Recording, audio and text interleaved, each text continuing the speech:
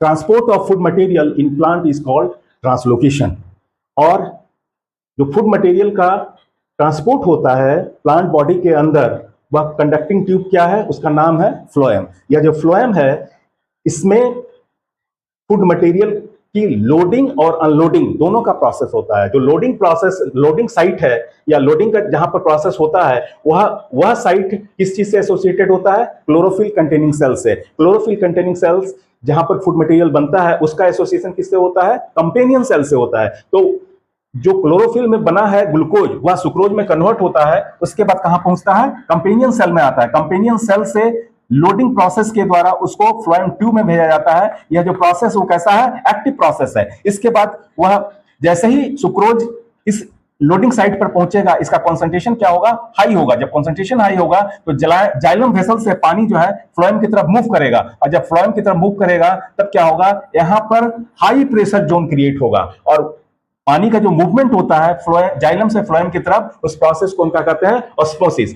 अब जब ये हाई प्रेशर जोन यहां पर क्रिएट हो गया और वह ऑस्मोटिक प्रेशर जनरेट हो गया, it is the driving force for transport of food material. तो हाई प्रेशर जोन से अब फूड किधर आएगा?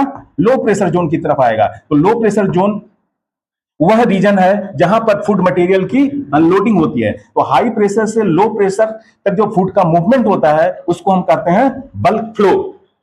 और जैसे ही वह अनलोडिंग साइट पर पहुंचेगा, वैसे ही क्या होगा कि फ्लोएम ट्यूब से फूड मटेरियल, जो डिसॉल्व फूड मटेरियल है, उसको कंपेनियन सेल में भेजा जाएगा, और कंपेनियन सेल से वह फिर पहुंच जाएगा स्टोरेज ऑर्गन पर, जहां उसको स्टोर कर लिया जाएगा। जैसे ही यहां से अनलोडिंग का प्रोसेस होगा, फूड मटेरियल कंपेनियन सेल में जाएगा। उस हालत में क्या होगा कि अनलोडिंग साइट पर जो वाटर का कॉन्सेंट्रेशन है, या इसके अंदर जो फ्लोएम सैप फ्लो कर रहा है, उसका कॉन्सेंट्रेशन लो हो जाएगा। और जब से ही लो होगा कॉन्सेंट्रेशन, उस हालत में क्या होगा? यहां से पानी जाइलम की तरफ मूव करेगा, क्योंकि जाइलम के कॉन्सेंट्रेशन ज्यादा हुआ, उस पानी के अंदर जो है मिनरल सॉल्ट घुले हुए हैं। तो यहां पर भी जो है एक प्रोसेस होता है जिसको हम कहते हैं ऑस्मोसिस। तो लो प्रेशर एरिया होता है अनलोडिंग साइट, और यहां पर जो वाटर का मूवमेंट होता है वो फ्लोएम से जाइलम की तरफ होता है। लोडिंग साइट में जो वाटर का मूवमेंट होता है वो जाइलम से फ्लोएम साइट की तरफ होता है। और जो फूड मटेरियल का जो मूवमेंट होता है, वह उसको हम क्या कहते हैं?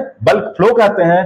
और फूड मटेरियल जो डिसॉल्व रहता है फ्लोएम ट्यूब के अंदर, वो किस फॉर्म में है? सुक्रोज। इसको ट्रांसपोर्टिंग मॉलिक्यूल में कहते हैं। यह एक रिड्यूसिंग शुगर है, और जिसके वजह से यह किसी भी चीज से रिएक्ट नहीं करता है। तो जिस अवस्था में उसे लोड किया जाता है, उसी अवस्था में इसकी अनलोडिंग भी होती है। बीच में इसका कोई किसी भी तरीके का अल्टरेशन नहीं होता है। Thank you.